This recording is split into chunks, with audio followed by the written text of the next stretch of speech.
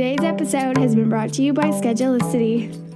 Connected yoga teachers, speaking of Schedulicity, I just saw that they are giving $500 away 3 times a week to businesses that are in need. I will make sure to put a link to a page with more information about that in our show notes. If you're looking for that right away, go to schedulicity.com and search for the hashtag Schedulicity Cares. So this is anyone who uses Schedulicity. So these are our North American yoga teachers can use Schedulicity at this point. You can apply for this grant. And this is happening because Schedulicity really recognizes how small businesses are being impacted with this pandemic right now. Hello and welcome to the Connected Yoga Teacher Podcast. I'm your host, Shannon Crow, a mom of 3, a yoga teacher, and a trainer and consultant who works for yoga teachers. This podcast was created for you so that you can connect to the information and inspiration every single week and feel supported as you navigate these sometimes very tricky jungles of being a yoga teacher and being a small business owner. I want to tell you, connected yoga teachers, that it has been so difficult for me to sit down and do the intro and the outro for these episodes because things are changing so rapidly.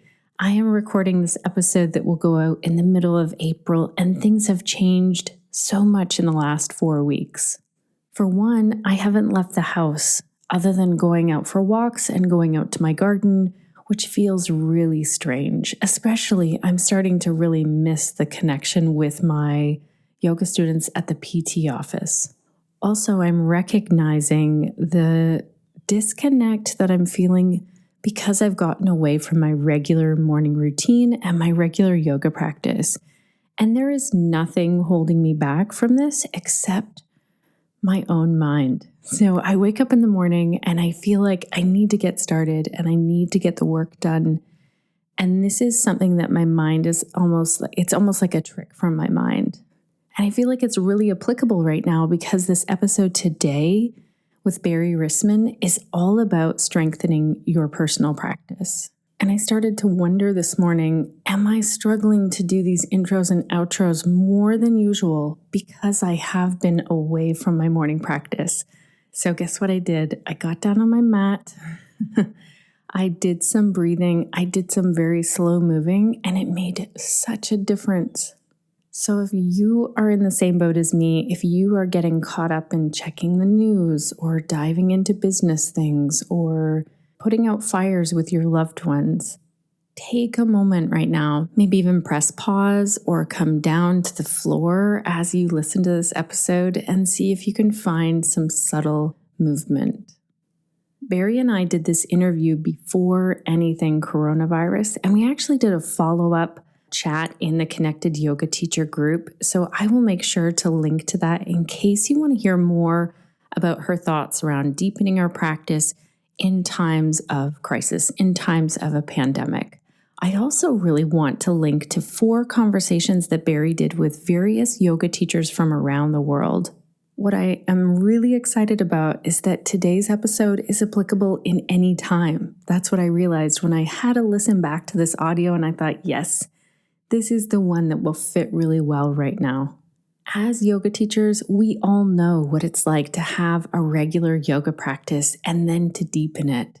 That's why I've invited Barrie to talk to us today to talk about her new book, Evolving Your Yoga, 10 Principles for Enlightened Practice, to also talk about how she has grown her yoga business, including her membership, and she roots it all back to having a solid yoga practice. Barrie talks to us today about how to stay interested in our practice, how to make time for it, and how to take your practice deeper. We also touch on how this doesn't mean that we need more training or more certifications as yoga teachers. All of our show notes are ready for you over at theconnectedyogateacher.com/164, and it would be amazing to hear from you in the comments on that page. It's also amazing when you leave us a review. I want to give a shout out to 2 amazing people who left a review. Thank you, Melissa and Abby. Melissa is Melissa DeSalles, who we heard from in an episode on the podcast. I'll make sure to link to that in the show notes.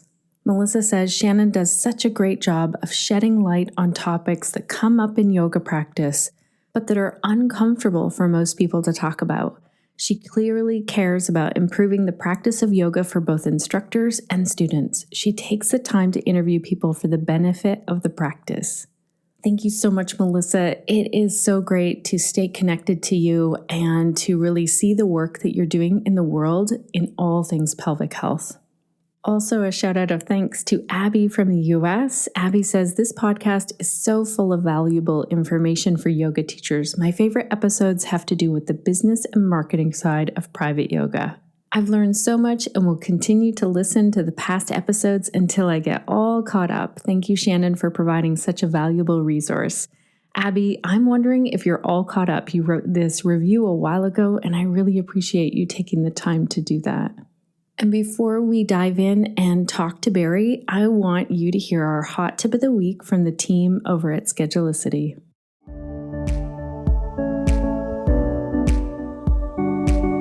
Hello, Connected Yoga teachers. This is Courtney with the Schedulicity Hot Tip of the Week. Sometimes when you're starting your business, it can feel like all of the responsibilities on your shoulders.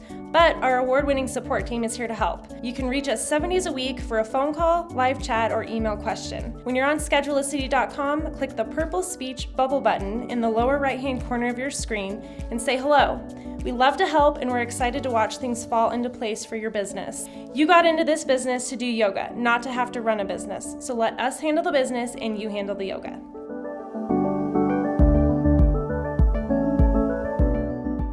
I don't know if you can hear it, Connected Yoga teachers, but the Blue Jays are outside calling away, excited to each other. Spring is definitely here where I live in Canada, and it is so nice to see the birds out my office window as I chat with you.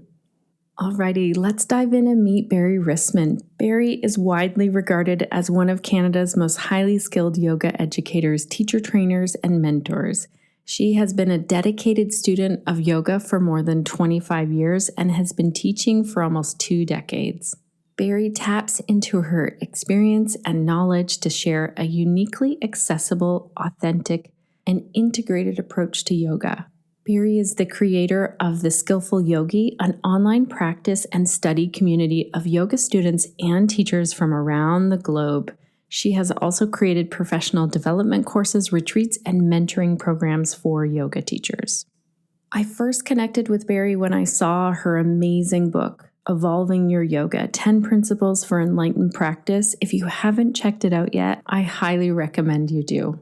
Okay, let's dive in and meet Barrie and hear how we can start to deepen our yoga practice. Welcome to the Connected Yoga Teacher Podcast, Barrie. It's great to have you here. Thank you. It's great to be here. I am so excited that we're going to get to have a little peek into your business, which seems like a very well-oiled machine and a successful yoga business. Before we get there, though, I'd love to hear what got you started with yoga. Do you remember where that journey began? Yeah, absolutely. It began on the Upper West Side of Manhattan, where I was living and working in my early 20s. I was an office temp at a midtown office financial institution. And I remember there was, that was before the big yoga boom of the mid 90s. So it was before the days where there was a yoga studio on every corner, but there happened to be a studio on the corner right around where I lived. And so I used to go there after work. And I just remember leaving the class and feeling like the tape counter of my mind had been reset. You know, when we used to have those analog tape counters that you would push and the numbers would go back to zero. That was the only way I could really describe it. I mean, it felt good physically, and I had a dance and gymnastics background. So I liked, moving my body, and I liked the postures, but it was really the effect it had on my mind and kind of on my being in a certain way that I couldn't really articulate at the time, but that's what drew me back. Okay, so that's when you started as a yoga student. When did you decide to become a yoga teacher? Well, shortly after that, I did my first teacher training at that same studio in 1993. And actually, what was so wonderful was I got to revisit that studio, which is still there in the same location. which is kind of unheard of in Manhattan, but it's been there for over 40 years. And I got to do a book event there recently, a few months ago. Oh, that is really cool. Like Yeah. very full circle. Yeah. So where do you live? And I'm curious now because you were in the US when you started your yoga journey, but I know that you're a fellow Canadian.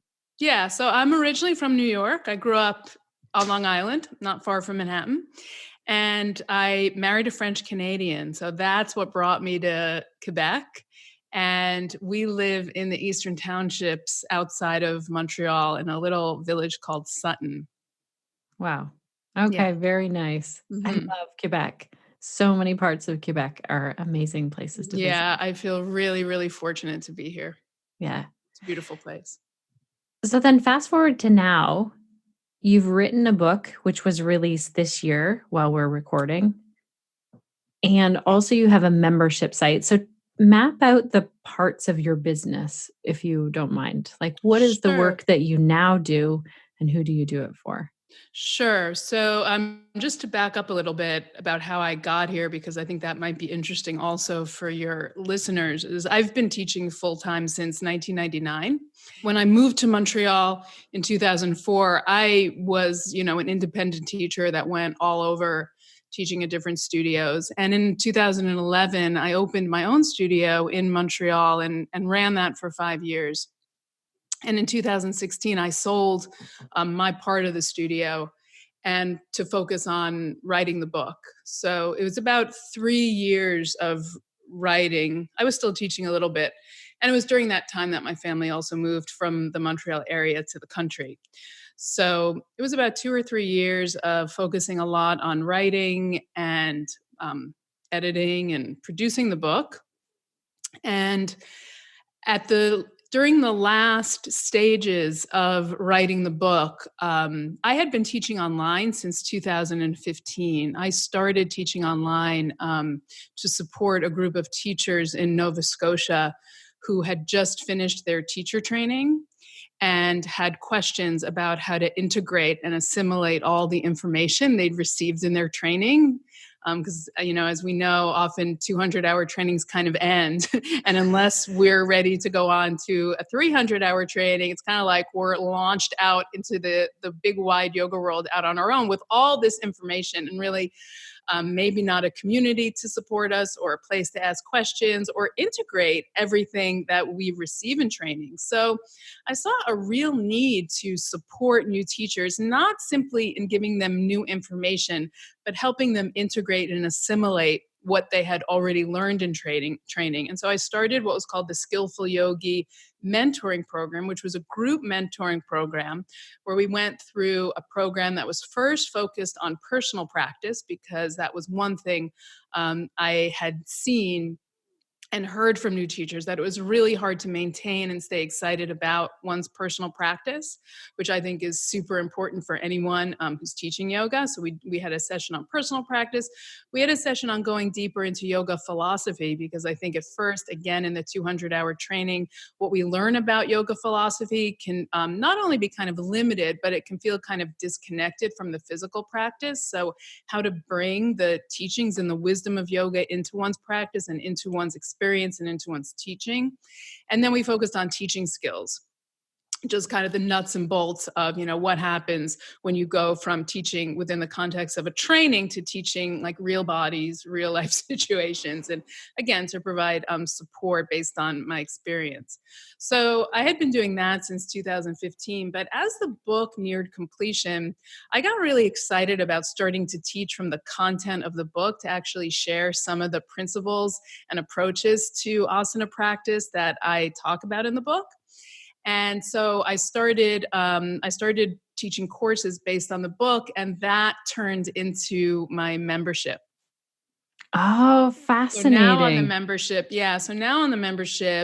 it's really not like other online yoga. I'm really proud of what we're creating. It's really designed to help students and continuing teachers go deeper into their own experience of practice. So we have weekly classes. I write a daily column on integrating yoga into life.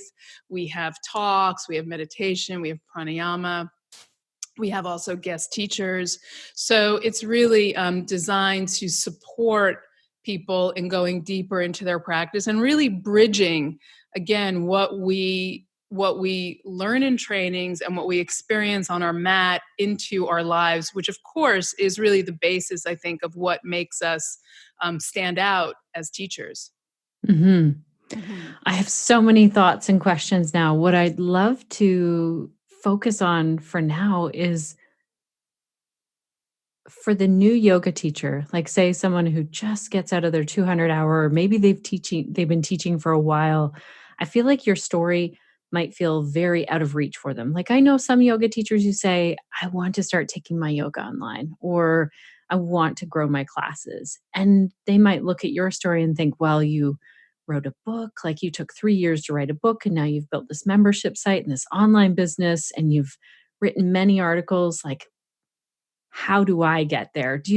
Is there one thing that you can think where this is the thing that sort of propelled you and moved you forward in your yoga business that you would want to Yes, share? absolutely. And I think it's something I continue to do today. And it's something that I think is completely accessible to all new teachers, which is to simply go deeper in your own practice. That is what I have done over the years. That's what allowed me to write the book.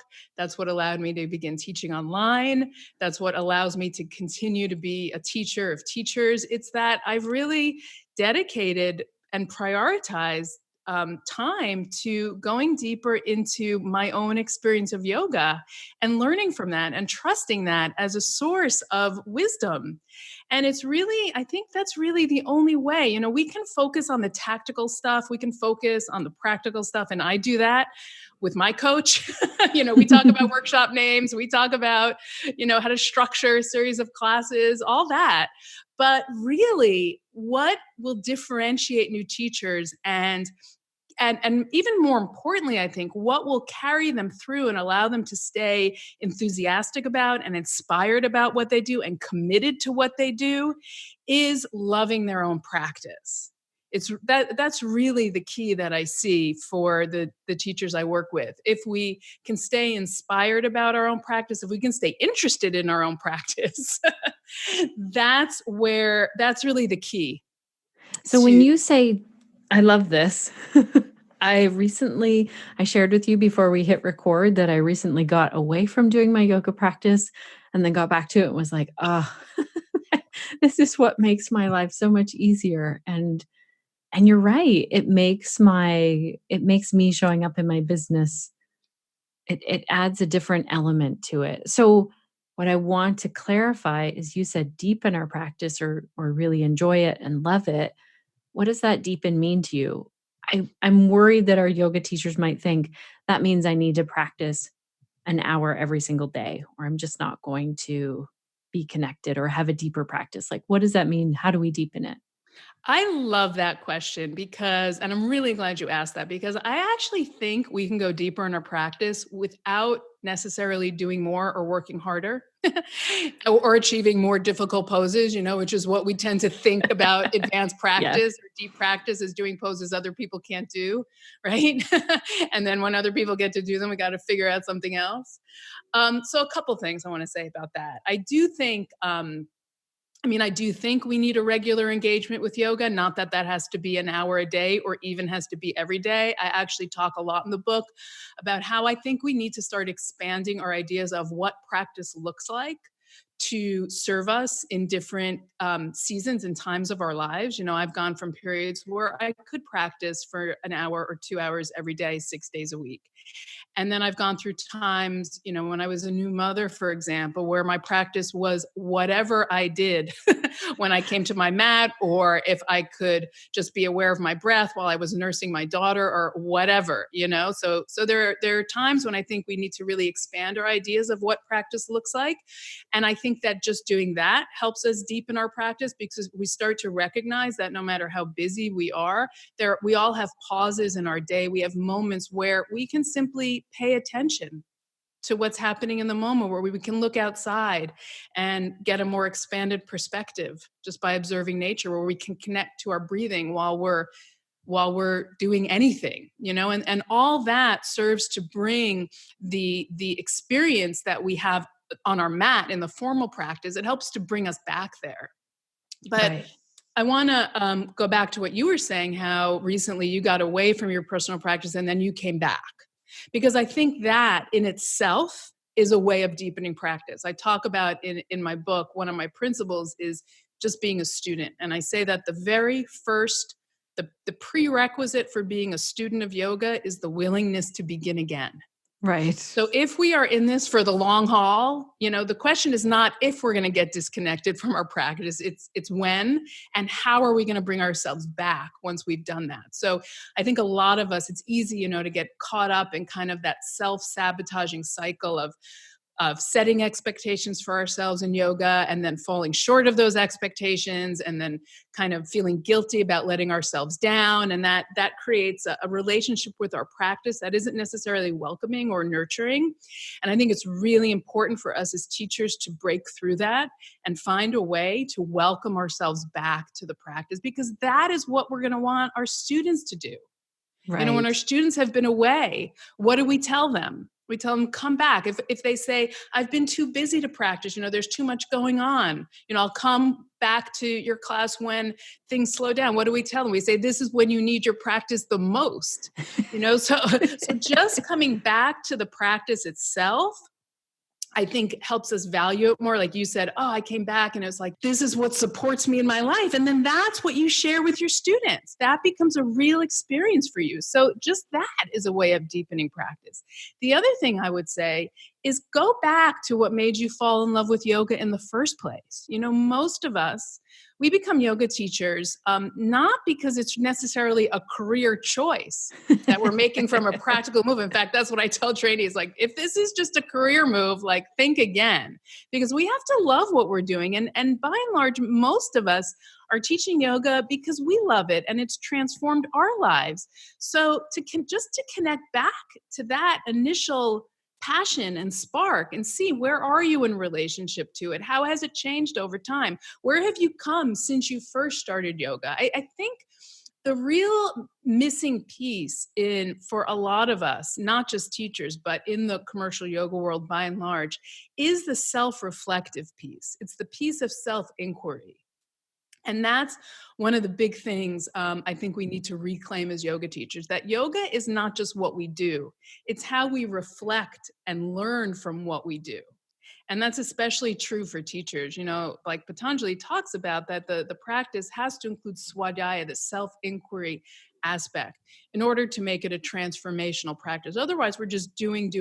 But it's really the reflection back that I think allows us to take our practice deeper. So asking questions, even articulating how we feel after a practice, or consciously welcoming ourselves back when we've been away. These are all ways that we start to train our awareness to use yoga, not just as something we do, but that's not something that we shift and grow from. And then that's, of course, when that becomes part of who we are and part of how we live our lives, that is naturally what we're going to share with students. And that, I think, ultimately is how you continue on this path and continue to differentiate yourself as a teacher, just by sharing what you love. Because I think we all have, we're all different in that regard. If we share authentically how yoga has shifted us and how we continue to engage with our practice, that is what's going to ultimately, I think, inspire students and allow our businesses to expand. I am so excited about this part where you said this self-inquiry. A couple of things came up. So when I do my practice, part of it is I have a journal. It's called the Yogi's Journal. We had Matt Kowald on the podcast who talked about it. And at the end of my practice, there's 2 questions. What are 2 things I did well in my practice? And what's one place where I could grow? It's very short. Like, it just gives me a little bit of space. And it gives me a real time of reflecting and looking back. Then there's a little part where it says, let it flow.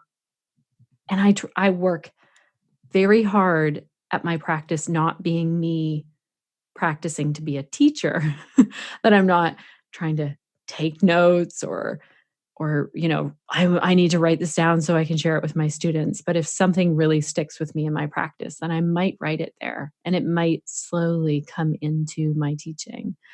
And I think you're right. And do you think, or what do you think about, I see yoga teachers always reaching for the next training to feel like they're adequate enough. And sometimes I think if you just attend class or do your at-home practice or work one-on-one with a mentor and really focus in on your practice, I'm not saying that there isn't a place for trainings, but sometimes I think that's the missing piece.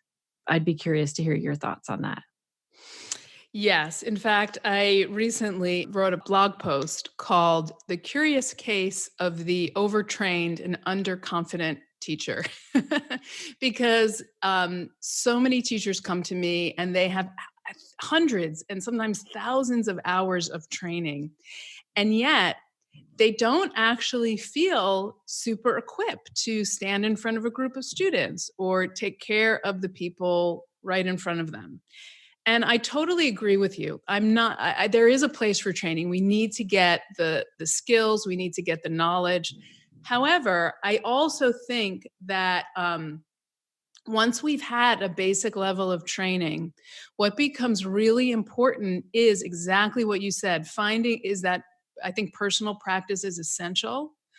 Finding ways and people, mentors, communities who can help you integrate and assimilate what you received in trainings and to make it your own. Right. I think that's the thing. It's because yoga, we are teaching what we know, but we're also teaching who we are. And so for that, there has to be a process of assimilation that I think has really been undervalued and underemphasized in the kind of training culture that we've created. Right. In the commercial yoga world, where we're just, again, we've created this system of trainings where we're just going from training to training, getting hours and hours. And so we get it all in our heads, but it takes a lot of time to integrate it into our beings and then to be able to share that in a way that is really our own and that comes from that place of assimilation. So I totally agree with you that personal practice is essential. Taking classes with a teacher or mentor, being part of a community that can support you in this regard. And as we said, that self-inquiry aspect, asking questions. And I love the questions that you ask at the end of your practice. I love that. The questions I would add to that are what you notice about the inner effects of your practice and what you understood, or if you're taking a class, heard or experienced that you could carry with you into the rest of your day. Right. Oh, So this kind is of lovely. where the practice has brought you and what has stayed with you. If you can articulate that, and not everybody likes to journal, because I'm a big proponent of journaling and I like to write. I know, I see it in your book. Yeah, exactly. So I'm a big journaler, but a lot of my members say, I see the importance of articulating, but I don't like to write. And, I'm like, there are many ways to journal. You can draw, you can actually go for a walk, and just sometimes I'll take my phone with me and just speak into, make a voice memo, just a way to give words or even images to consolidate your experience. This is what helps us to process and get clear about our experiences. And I think it's something that a lot of teachers and even, students could benefit a lot more from being asked to do. Mm-hmm. Oh, that's so neat that we could be helping our students to find that place after class as well. I typically always at the end of a class ask students to sit just for, it's less than a minute with their eyes closed and just notice the inner effects of their practice just for themselves. Right. So there's no expectation of having to share it or, just to give a few seconds to just feel.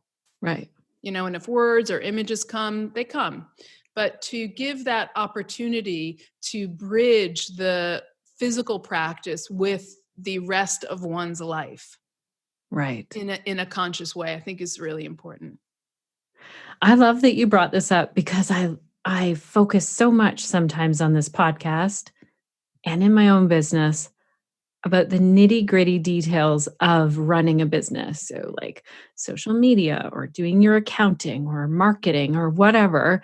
And you've just reminded all of our yoga teachers like a big part of your business is your practice. And I also want to share that, it has been quite a journey for me. I remember becoming a teacher and then feeling like I lost something of my practice, that I couldn't just be the student, like, hey, I'm here for my yoga practice showing up. There was this whole other element of pressure that I put on myself. So I've talked about this before on the podcast, but I worked with Barb Elias. She got me away from doing yoga completely, yoga in my mind.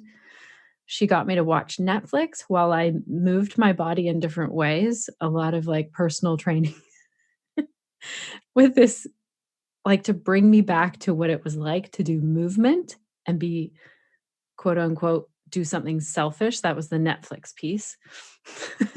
My call the midwife, until I worked this muscle of like doing something for myself in the morning and it was not for my students, it was for me. And what you're saying is that this really serves us and our students and our business down the road. So I'm curious now to hear about the parts of your business in the way it is now. You said you were a full-time yoga teacher. Would you mind sharing with our listeners, like what did that look like when you were a full-time yoga teacher? How often were you teaching? Were you able to support yourself on that income? Like, what does that mean when you say you're a full-time teacher? Mm-hmm. Yeah, so I was able to support myself through teaching studio classes, workshops, retreats, trainings, um, and some one-on-one also. So that was before I opened the studio. That's pretty much I was doing all those things. And so then, do you know how many classes you were teaching per week as a full-time yoga teacher? Yeah, I never taught more than 8 classes a week. Right. Because and I know a lot of people need to teach a lot more just to make ends meet.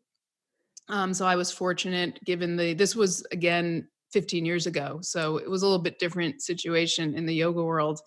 But I was able to do that. And especially with the weekend workshops. And I was a certified Anusara teacher at that time, one of only 2 in Canada. So I was traveling and doing trainings as well. So that the combination of all those things allowed me to have the 8 classes a week, which for me was what allowed me to continue to have a really robust personal practice. Nice. Mm-hmm. Do you know, out of all of the things that you did, the trainings, the teaching, the workshops, the retreats, like what was your biggest piece of your business or what brought in the most income in that time? It was definitely the trainings. Like most studios, even though I didn't have a studio at that time, it's the training that did that. So that was mostly the trainings and the classes, everything kind of working together. Right. And then fast forward to now, your book and your membership. So you have your book, your membership. Do you still teach trainings? I do teach trainings. I teach retreats. I'm mostly on the faculty of other teacher trainings now. I am going to be doing a 300-hour advanced teacher training next year, but up until now, for the past few years, I've been on the faculty of a few different teacher trainings. Okay. And so what feels like the biggest piece of your business right now? I realize that the book probably took the most amount of energy. I mean, I'm curious. Most people who write a book do not say it's the thing that has then made them rich. It's a lot of work, and then it's a slow game after that. But what feels like the biggest part of your business now? Like, where are you putting the most time, or where are you making the most income now? Oh, my membership. The membership is the center now. Yeah, for sure. And that's for yoga students and teachers. Did I hear that right? Yeah, continuing students and teachers. Mm-hmm. Right. And so about how many members do you have in there now? I'm not exactly sure. I happen to be, I'm married to a technical genius, and he, he kind of runs that end of things. So I would have to look, but I do know we have members from like 9 different countries. So that's really cool. We have people in Europe, South America, I think even Africa. And it's growing because I think a lot of teachers are really getting, well, first of all, a lot of teachers don't necessarily live where they have an in-person community that they connect to. I also think that as we continue in yoga over time, we get a little bit more selective about who we want to take class from. So I teach alignment-based yoga. And so when people want that, again, it's not always the studio down the street that's going to be offering that. And that's what they find not only feels good in their body, but allows them to refine and deepen their experience of asana practice. But also, I think a lot of teachers are just experiencing that, again, it's this focus on our own inner work and the daily input and the daily support, not just a class a week. It's like if we don't do that inner work, then there's really going to be nothing differentiating us. So, and I also help teachers to do those nuts and bolts. I mean, do I do the tactical work of running my business? Absolutely. And that's super important. So that's actually part of what we address in the membership too. We talk about really all aspects of teaching. Right. In your membership now, the same membership or a different Yep. one? Yeah, the That same one. membership. Mhm. Right. What are the aspects to your membership? So if you said you do a daily article that you write, the Yeah, videos. so I do weekly asana classes. So there's a new class every week, and they're all of different lengths and different focuses. So it goes from 30 minutes, 45 minutes, 60 minutes on up. And so that's the weekly asana classes. Then I started about 6 months ago, I guess. No, it's been a year now. It's called the Yogi Home Companion, and it's a daily column that I write out of my own contemplative practices and my morning meditation. And it's basically, just themes that I feel are up for sharing in terms for the members about integrating yoga into life. Like right now, for example, we're going through a series on the 7 chakras, and so I've been writing about the different qualities of each of the chakras as we cover them and how to bring those lessons into life and into teaching. And so I have contemplation questions for them. So that's the Yogi Home Companion. Then I do a live Q&A once a month, and that's where I answer questions about yoga business, yoga teaching, practice. We go anywhere with that. And I do monthly pranayama and meditation on audio. And I have an in-house podcast called The Teacher's Lounge, where we talk about different aspects of teaching. And then I have different experts come in and talk to the group. What's so fascinating to me is you have not said this is just for yoga teachers. It's for yoga teachers and yoga students. And it sounds like everybody gets something different out of the membership. Is it the same price for both?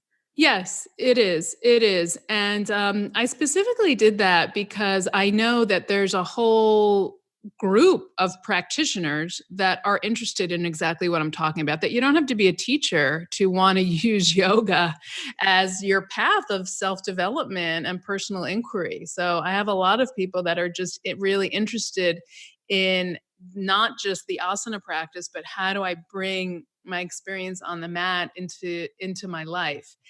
And everybody uses the membership in a different way because there's really a lot of content on there. I mean, some people use it as their home studio where they're practicing with the classes, and there's a whole catalog of classes because each class gets added to the catalog. So, that's kind of the main way they use the membership. Other people use just like the Yogi Home Companion to inspire their classes, because everything I write in there can be used as themes for classes. So people get inspiration from that. Other people like the Q&A, other people like I also do teaching talks. So every month I do a talk on a theme of yogic life. So it's kind of, and some people use it regularly. Some people use it as kind of their online retreat site where they'll dive in for like a couple hours over the weekend and explore. So it's really fun. It's really fun for me. What does it look like behind the scenes putting this together? Because I know what it's like to put content out there. There's a lot of time, like some people might think, oh, well, we just hit record and then we send it. But we have an Right. audio editor, a show notes writer, like, oh, who's sort of helping you with that? And what does your routine look like in terms of making content? Right. Well, as I said, I'm really fortunate to be married to someone who loves to do this. And so my husband, Jean, is my manager. And my technical producer. So he does the media production. And I also have a studio in my basement. That's where I do small group retreats there. So that's where I do all my filming. And so it all happens like within my house here in the country, which is pretty awesome. It is. But yeah, it's definitely a lot of work. And I feel really grateful because I have that support and this partner in my business. I'm able to really focus on the content and like the vision for the membership. Right. And really, because I think that even though it's not a studio that has walls, we have virtual walls, and that is upheld by me. Right. That I kind of gather everyone into my awareness, and we're connected. And I know that I know yoga teachers will understand this, that it's kind of the intangible feeling of connection and support. But to me, it feels really real that I have a real intention to serve everyone in our membership, and I hold them kind of in my awareness and stay connected in that way. So am I Plus the actual communication and connection. right, Yeah. right. Is there a way in your group that people connect with each other? Yeah, we have on every element there's comments. So that happens through the comments. We have a closed Facebook group as well where interaction happens. And soon in the holidays, we're gonna do a few like online mixers where we come together. And people, we can have a few different choices for people in different time zones, so people Nice. can get to know each other more. Yeah, yeah. So Oh, I'm that's trying, really yeah, cool. and building community in that way. I think that's not easy Yeah. when people haven't met each other. It's hard. It's Mhm. hard to do. But that's pretty much that. Those are my ideas, and so we'll continue to work on that.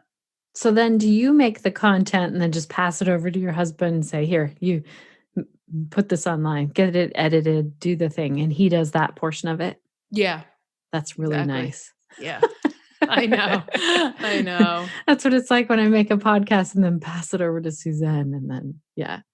But I Right. have been doing some video editing on my own for my own membership, and I'm like, "Oh my gosh, this is a huge task that I would like to pass over eventually." Yeah. Do you batch your content then, or what helps you to make so much content? Because it's still a lot.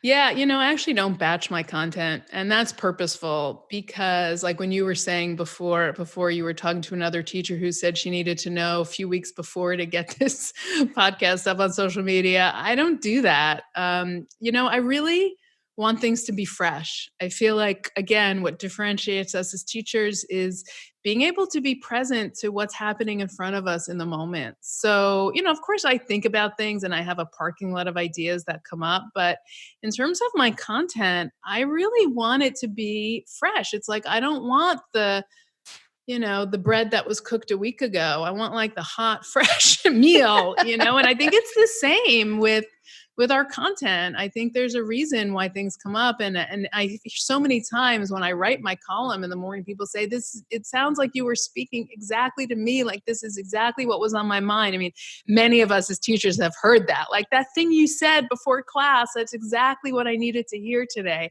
I think that only comes when we're able to be responsive to what's happening in the moment. So I really love that actually about what I'm doing now is that I can let it be more dynamic and alive in that way. So I mean, I have my own rhythm. daily and weekly of how I film and how I record. But in terms of like plotting out and planning, I don't do that way in advance. And it's not because I'm not organized. It's just because and I do have a general idea of where we're going to go. Like we're going to do a 21-day program in January about finding your authentic voice as a teacher. And I get ideas, and I also get a lot of suggestions from the members, which is great, because then again, I'm allowed to respond to that, and it doesn't take like 6 months. Like I can say, okay, let's do that next month. Right. So just in a few weeks, I can address that in the classes. So yeah, so it's more for me. It's not so much batching; it's more routine.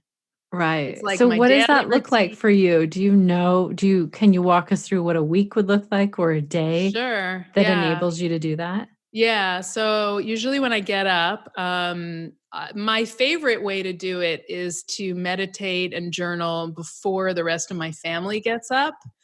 Now my daughter is on an earlier schedule because she started a new school. So that does not always happen, but that's the best case scenario is when I get up and I'm able to do my morning meditation and journaling before the rest of my family gets up. Then after I take my daughter to her bus stop, I come back and I write my daily column. Like that's really the first thing I do is I write to my members. Then I usually do a public post on, I prefer Facebook. I also use Instagram, but Facebook's kind of my the main social media I use because I Mhm. like to be able to interact and connect with people. So then after that, I'll usually do a public post, and then I do my own practice. And then I'll usually, and once a week I'll film. Like I usually film for either the next week or in 2 weeks. Okay. That's usually how I do it. Unless I know I'm going away, then I'll plan it out. So usually I film once or twice a week, a class. And every week in the rhythm of my membership works is that every week there's a class, and every week there's one of those special pieces that I talked about. So either a teaching talk, Q&A, pranayama or meditation, and teacher's lounge. So every week there's something different. So the first week of the month is the teaching talk. Second week of the month is either recorded pranayama or meditation. Third week of the month is the teacher's lounge, and fourth week of the month is the Q&A. So I'll prepare whatever that is, either it's audio or video or live. So that's usually the rhythm for the content creation and the public also. Right. Oh, this is fascinating. Thanks for kind of painting that picture. Yeah, sure. And it's important for people to know, like just listening to you say, okay, and then I write the column. So often I hear for content, I hear yoga teachers say, well, I need to be in this creative space. And I'm sure that your column is different on some days. You might not feel like, oh, this is maybe not as creative, but I think when we work that muscle, we get better at it. Like it just happens. Absolutely. Absolutely. I mean, I don't really, I wake up in whatever mood I wake up. But it's a discipline. It's like yoga. It's like yoga practice, that it's a discipline. And again, usually whatever mood I'm in, because I do my own practice before, I feel like that is what allows me to tap into that space. And it's not always, as you say, overflowing with, I'm not always overflowing with creativity, but I think I don't really allow myself that luxury so often of waiting to be inspired, because a lot of times, as you know, I'm sure, when you start writing or when you start creating, that's when the creativity comes. That's when the inspiration comes. Yeah, I think so too. I think that we can, and I'm the same way, I could catch myself in, oh, it's just not the right time. Like, especially recording video, maybe I haven't done my hair the way I wanted to do it, or I'm just not feeling ready, and to put it in my calendar and make it happen for those times. Yes, absolutely. Mhm. Absolutely. And like you were saying earlier, just like with doing your practice just for yourself, it is a muscle, I think, that we strengthen over time. And I think that also really serves us in our teaching, because Yes. how many times have we felt, we had like a crummy day or something serious is happening in our lives and we just don't feel like teaching. Like we're not inspired to teach. And yet our job is to inspire people, What I find is often if we can be with that and kind of go into that and continue, sometimes that the most powerful teaching comes on those days. Right. Yes. Yeah. It's true. And sometimes when we share, like, this has been a tougher day, like maybe if we're not right in the throes of something, like right in the middle of the drama, but when we can reflect back, it really, I've had students say, thank you so much for saying, like, you also have bad days. Yeah, and it's exactly what you said. I'm glad you said that because I think it's important that we're not sharing. We're sharing always with students, and we want to share what's been contemplated and processed, right? And how we came out on the other side of it. Right. And again, Right. I think that's when students will say, "Thank you for speaking to that," because again, that's what will differentiate us as teachers when we can share how yoga has served us in our lives, not just on the good days, but through the challenges. That goes a long way toward creating a really powerful atmosphere where students feel they're learning from someone who can share authentically. And I think, again, that's paramount for any teacher wanting to build their reputation, build their business, and expand what they do. Mm-hmm. So to kind of summarize, I hear you saying like your yoga practice is what's helped you to build to where you are now. Also a routine, like holding yourself to this routine, not only with your practice, but also with the work that you do. Like I hear you taking it very seriously to create things where when you first start creating, like let's take your book, for example, when you first started writing that, my guess is, I could be wrong on this, that no one was paying you on like day one of your writing. Like you're writing something and not getting paid for it. And that's what creating content is like. Is there anything else that you can think of for yoga teachers that want to really grow their business? So we have their practice, we have that discipline with the work. Like, is there anything else that you would tell them? This is what's really helped me to grow to where I am. I've always been someone who's benefited from mentoring and coaching and being in community. Whether I was the leader of that community or a member of that community, sometimes both, sometimes I would be the leader, in my studio. I take my role as community leader really seriously. I think it's an important role we play as yoga teachers, but I also had my own community where I could get support. So I would say that would be the third element. And again, this is why this is a role I think the membership is serving a lot because people live in places where there's not in-person community or there's not an in-person community that they feel they can really plug into or feel comfortable with. It just doesn't work for whatever reason. Mm-hmm. So I have really seen myself and teachers really thrive when they're surrounded by the right people. So it's community and again, coaches and mentors, I think have played a big role, not always within yoga, but business coaches, leadership coaches, people who I trust to writing coaches to hold me accountable and Right. keep me focused. Yeah. So I would say that would be the third thing. But otherwise, I think you recapped it really beautifully. Thanks so much for this today. It's been fascinating to get to talk to you. I know we've wanted to do this interview for a long time, and it's just been a pleasure. Thank you. Yeah, great to be here. Thanks so much for having me, Shannon. Alrighty, connected yoga teachers, I want to hear from you. What are your key takeaways from this episode today? What do you do to deepen your practice? How do you stay connected? I would love to hear from you in the show notes. So there's a place at the bottom of our show notes, if you go to the connectedyogateacher.com/164, where you can leave your comments there.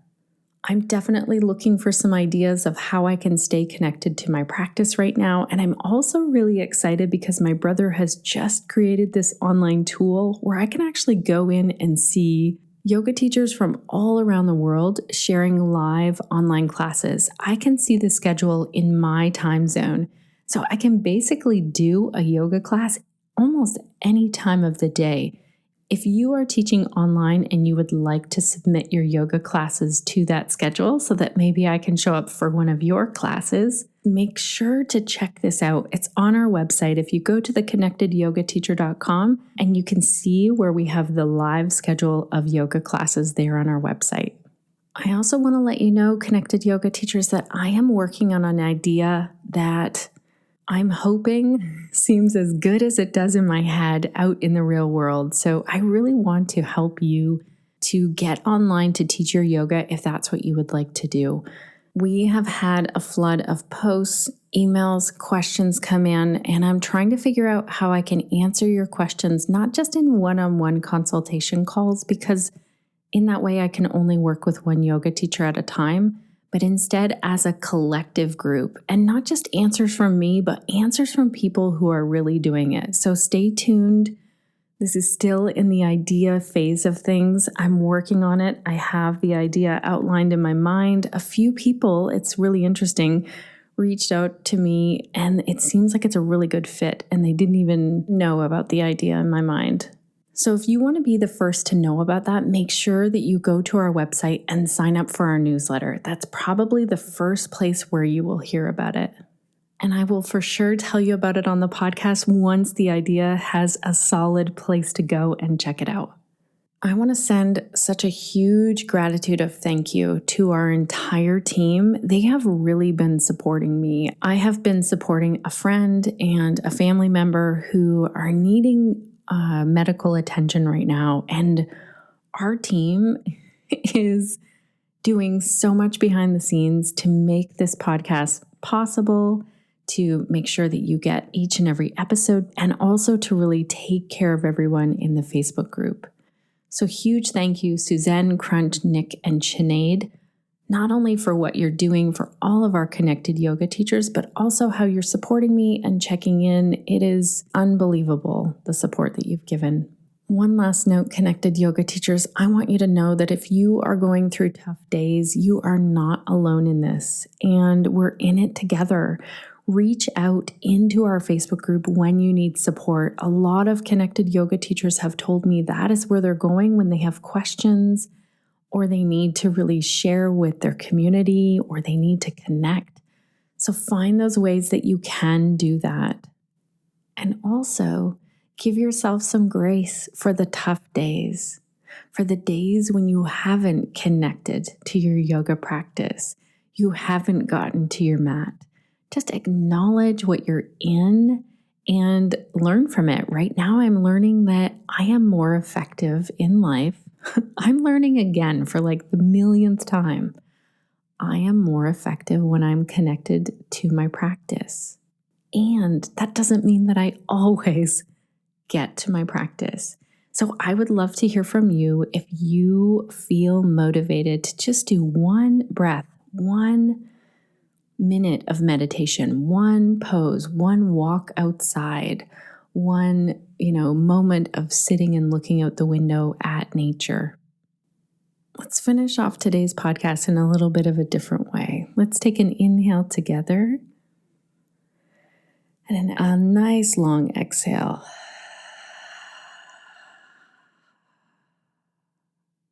Taking an inhale together. Let's do that 2 more times.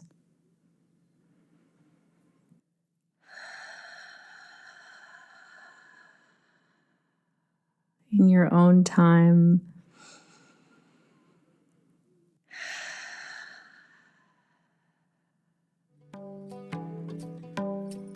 Alrighty, Connected Yoga teachers, I want to know how you will stay connected this week to yourself, to your yoga practice, and to your community so that you can share the yoga that lights you up.